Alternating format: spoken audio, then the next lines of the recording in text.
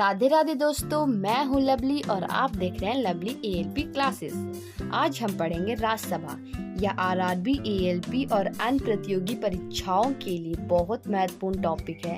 तो चलिए बिना समय गवाए शुरुआत करते हैं। तो पहला प्रश्न है, राज्यसभा क्या है?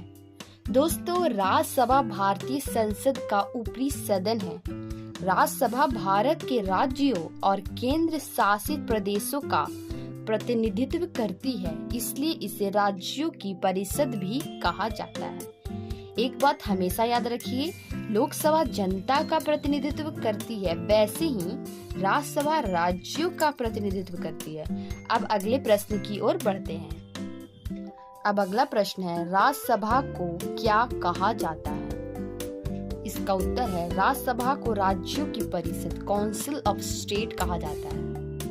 राज्यसभा भारत के विभिन्न राज्यों का प्रतिनिधित्व करती है, इसलिए इसे राज्यों की परिषद कहा जाता है। याद रखने की आसान ट्रिक, लोकसभा जनप्रतिनिधि सदन, राज्यसभा राज्यों की परिषद। इसे परीक्षा के लिए जरूर याद रखिए। अब अगला प्रश्न है, राज्यसभा एक अस्थायी सदन क्यों कहलाती है? दोस्तों, राज्यसभा को स्थायी सदन कहा जाता है क्योंकि इसे कभी भंग नहीं किया जाता। राज्यसभा हमेशा बनी रहती है। हर 2 वर्ष बाद इसके 1/3 सदस्य सेवानिवृत्त होते हैं और नए सदस्य चुने जाते हैं। यही कारण है कि राज्यसभा हमेशा बनी रहती है। यह प्रश्न परीक्षा में कई बार पूछा जाता है। अब अगला प्रश्न है, राज्यसभा का सभापति कौन होता है? इसका उत्तर है, भारत का उपराष्ट्रपति। उपराष्ट्रपति राज्यसभा की कार्यवाही का संचालन करता है। इसे हमेशा याद रखिए। अब अगला प्रश्न है, राज्यसभा के सदस्य कितने वर्ष के लिए चुने जाते हैं? इसका उत्तर है 6 वर्ष। प्रत्येक सदस्य का कार्यकाल 6 वर्ष का होता है, यानी एक सदस्य 6 वर्ष तक राज्यसभा का सदस्य रहता है।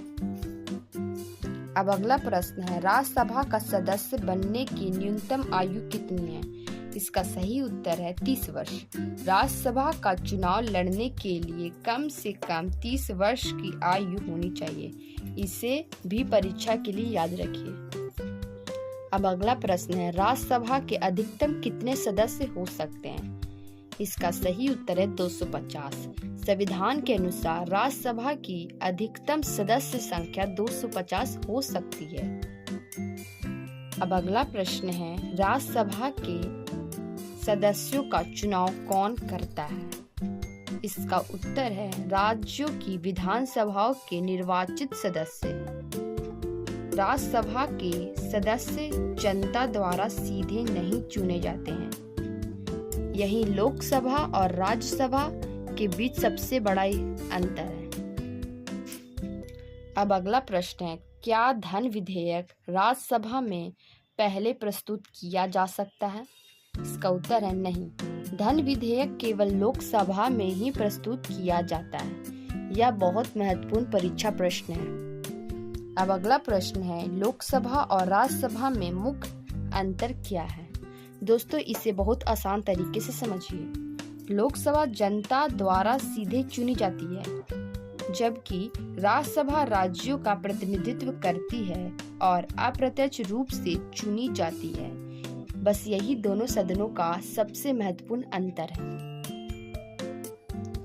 दोस्तों, आज की क्लास यहीं समाप्त होती है।